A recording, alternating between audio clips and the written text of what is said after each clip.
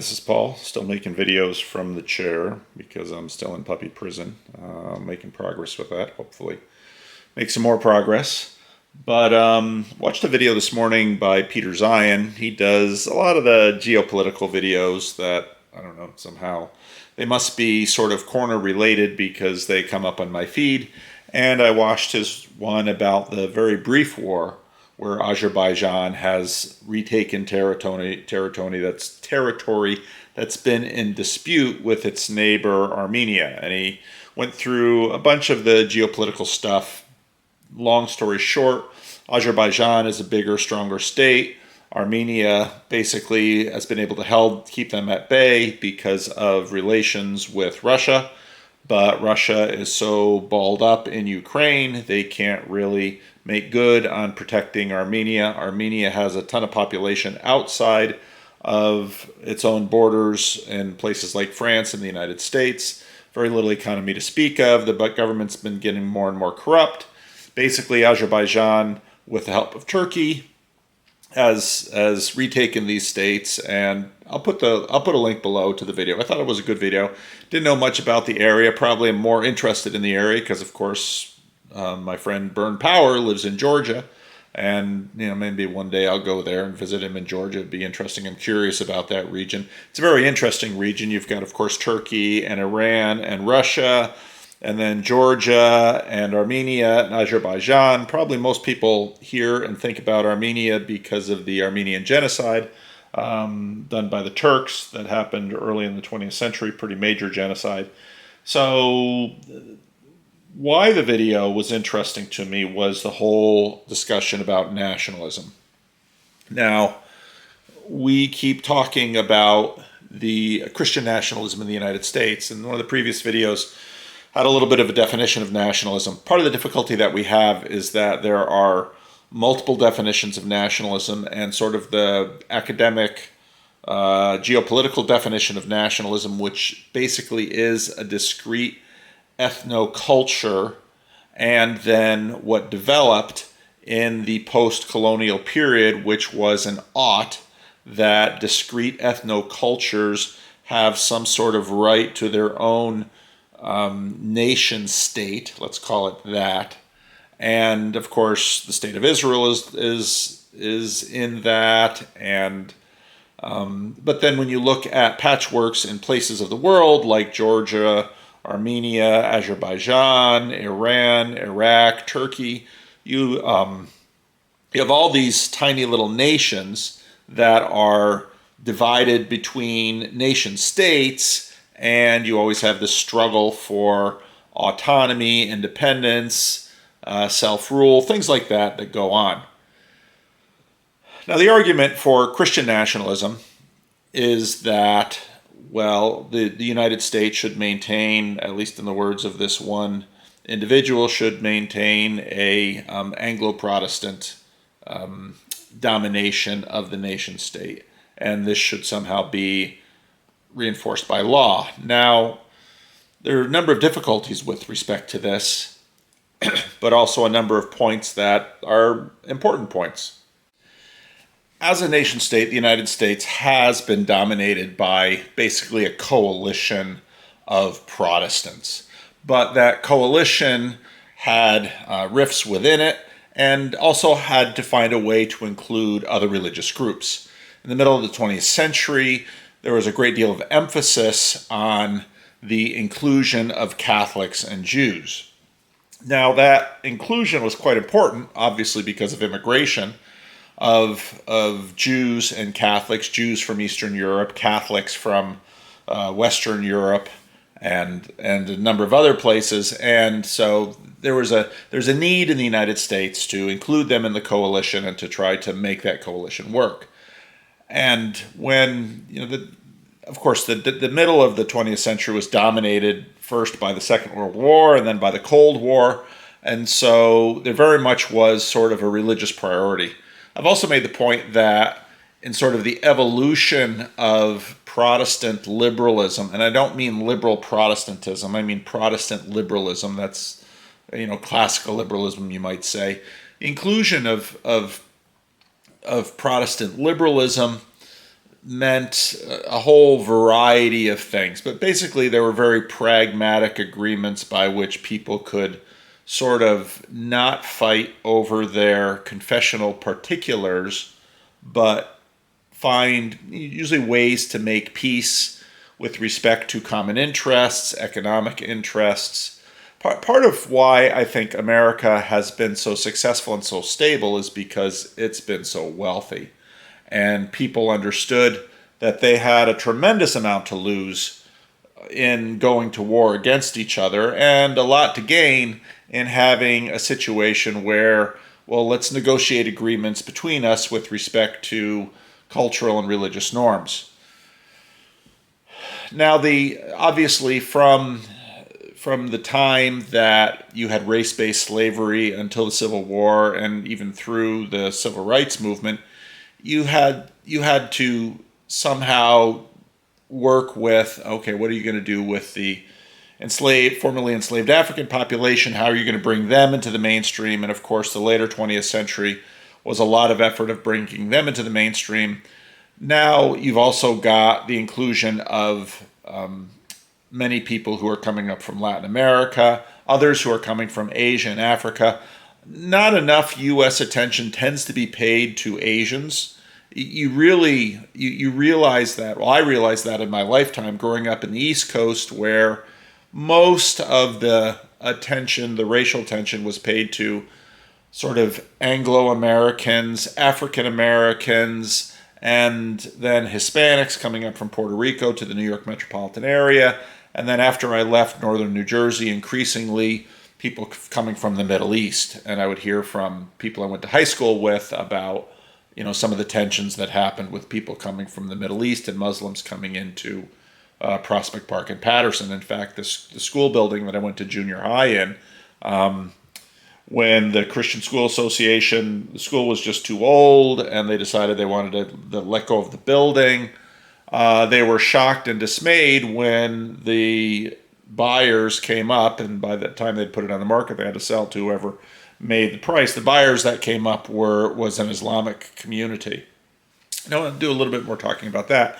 Move to the West Coast, and you very much get a sense of, oh my goodness, Chinese, Japanese, Vietnamese, Hmong communities. These are serious communities on the West Coast. And this gets into the point that I was making in the videos about the fact that America has always been sort of an amalgamation of nations within it. It's a nation state that works on basically negotiation and consensus and agreement, usually for pragmatic reasons. And of course now a lot of the tensions that are being brought up in the culture war have to do with sexual revolution, gender issues, many of these kinds of issues, and how these things will be negotiated. Now, I want to, on one hand, I think it's important in the discussion of Christian nationalism to not romanticize or reduce the very complex history of the United States to, let's say, a lost hegemony of Anglo-Saxon Protestants. Because in fact, this culture war is a war between Anglo-Saxon Protestant groups, and the conservatives find themselves, in many respects, a coalition of conservative Anglo-Saxon Protestants, Roman Catholics, conservative Jews, and increasingly likely conservative Muslims. And so it's a little disingenuous for some of the conservatives, especially conservative Reformed people who are sort of proposing and promoting Christian nationalism, to not realize that if in fact they're going to make gains with respect to a bunch of the issues that they care about, abortion, traditional sexuality, marriage, that their natural allies are in fact not Protestants at all. They are Hispanics and Catholics and Muslims and conservative Jews. So that's where some of these conservative Protestant people who have sort of taken this really bad term, which was promoted by the other Anglo-Protestants, who are in fact the heirs of the Anglo-Protestant elites that used to rule the country, and still do in many respects, who brought in liberal Catholics and liberal Jews into their coalition, and then in some ways brought in African Americans in terms of the, making the, still Protestant, and in many ways African Americans still fairly Anglo-Protestant in terms of the shape of their religion, but the Democratic Party was able to bring them in, and labor. So there's a lot of layers to this. And so, again, I go back to the Tim Keller video that I've played off. And again, I'm at home. I don't have all the equipment here. I'd have to set up I don't really have a studio set up because my kids come home for weekends. And so bedrooms, I don't really have space in the house for a home studio that's set up all the time, that when the puppy goes down for a nap, I can just sit down and make a video. So I have to do it this way. I think perhaps there's some advantages to doing it this way. I'm forced to be a little bit more succinct, keep the time, hopefully fewer rabbit trails. But the whole framing of this Christian nationalism is really poor. It was sort of weaponized in the follow-up of the January 6th events in Washington, D.C., and it, in some ways, is a strategy to mobile the base and strengthen the base of the old Anglo-Saxon, liberal Catholic, liberal Jew, ethnic minority to a degree coalition. The problem with that coalition is it's breaking down. Many people don't respect the fact that African Americans, by virtue of how the civil rights movement played out and this big transformation between Democrats and Republicans, African Americans very much swung and voted Democratic, but many, many African Americans are socially very conservative. And so there's been a lot of angst in African American communities with respect to this coalition with the Democrats. And you see, if you read the book Deconstructed, you see a lot of the African American men who have left the church have gone conservative. And, even watching someone like Glenn Lowry and John McWhorter, these African American culture and community is fairly conservative, and especially given the kinds of struggles and challenges the African American community has had, you regularly have outspoken African American community leaders rise up who are conservative leaders. Now, the media has tended to promote more liberal and progressive African American leaders, and they still dominate with many respects. But the conversation about African American leadership is a pretty hot one, because again, many African Americans, they voted Democratic because the civil rights options seemed obvious to them. But I think in the next 20 years, we're going to see African Americans continue to sort of leak away from the Democratic Party because of these social issues. The same can be said of Hispanics.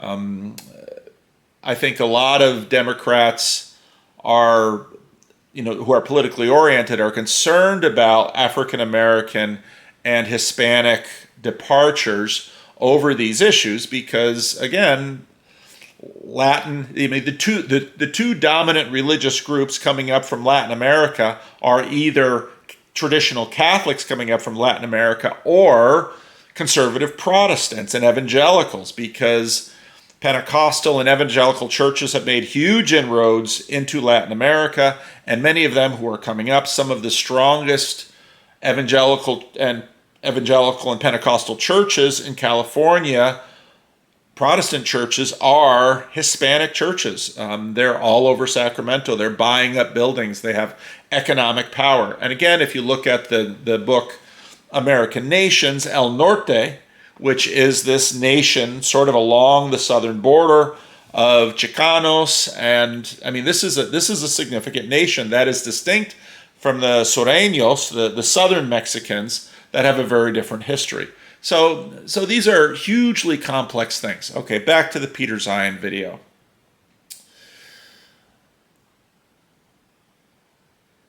ethno-nationalism, let's call it that, ethno-nationalism is a very complex dynamic in the world.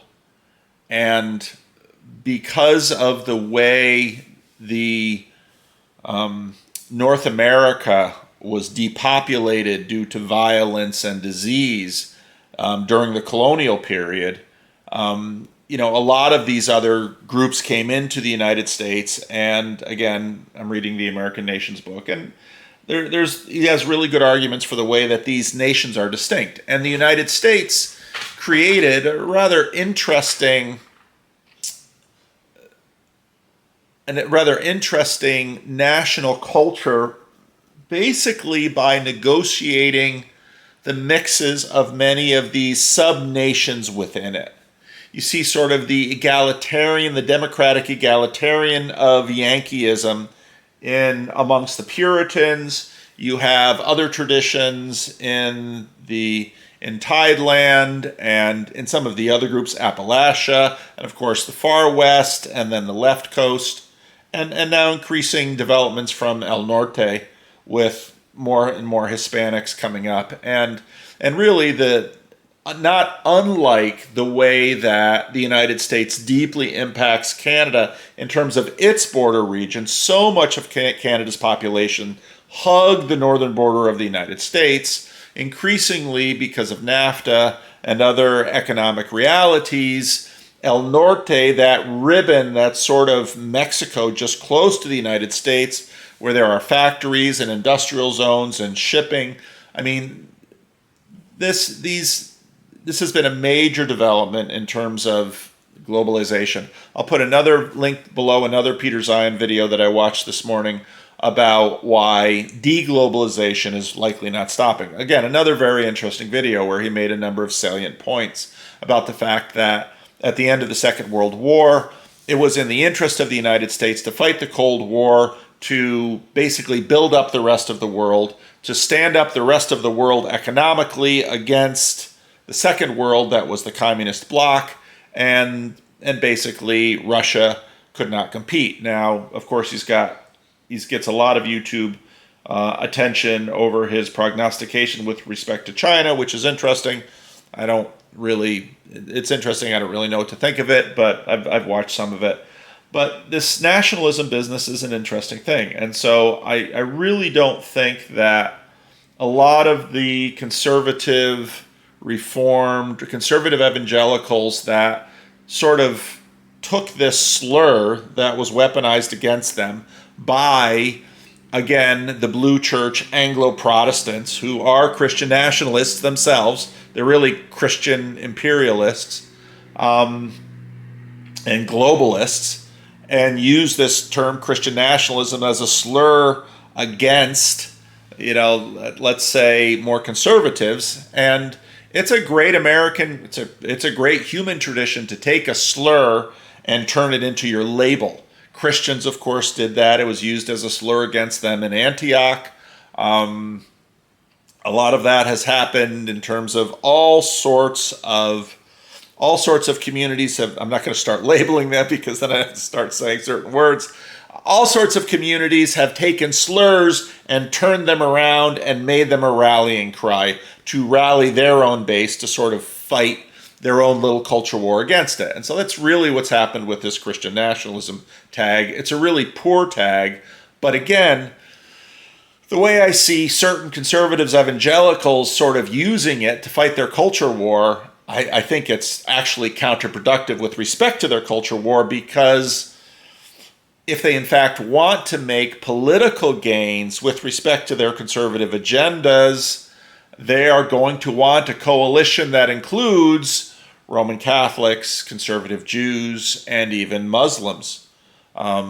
Muslims probably who maintain enough religiosity, either practiced or cultural, that a lot of their more traditional conservative values hold, but aren't sort of radicalized in some of the ways that we've seen in different parts of the world. And the United States has been, much more successful than, let's say, some countries in Europe of let's say, bringing Islamic communities into the conversation, partly because, again, the United States has so many little tiny sub-nations within it, and we don't usually use that language for them. We call them subcultures. But if we're going to try and be a little bit consistent with respect to the nomenclature, this nations word, we're basically talking about subcultures. So, but yeah, when you look at Azerbaijan and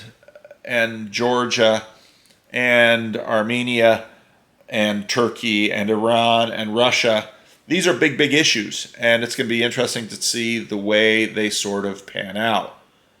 But yeah, so I wanted to share those thoughts on Christian nationalism. I don't know how well these little doing them from home videos are going to work because, of course, I can't bring in the slides and read the things. It makes the video shorter, which has a certain quality about them. Anyway, I'm curious to hear what you're going to think about it. Leave a comment.